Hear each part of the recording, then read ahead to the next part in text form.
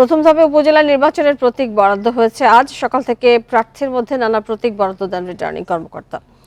কাঙ্ক্ষিত প্রতীক পেয়ে অনেকেই সন্তুষ্টি প্রকাশ করেন। প্রতিশ্রুতি দেন বিজয়ী হলে এলাকার উন্নয়নে কাজ করার। লক্ষ্মীপুরে প্রতীক পেয়ে প্রার্থীরা যান ভোটারদের কাছে, চালান আনুষ্ঠানিক প্রচারণা।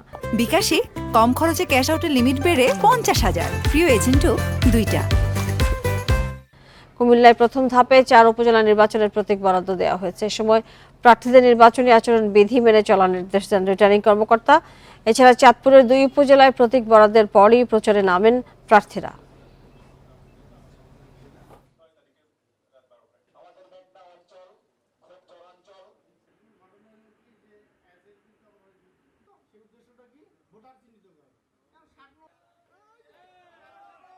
আমি রামগতিবাসীকে আমার এই টিয়া প্রতীকে ভোট দিয়ে নির্বাচিত করার জন্য আমি আজকের এই মুহূর্ত থেকে বিনীত অনুরোধ করব।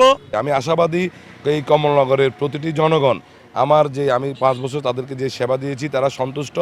আগামীতেও আমাকে ব্যাপক ভোটের ব্যবধানে তারা নির্বাচিত করবে, আমি এইটুকু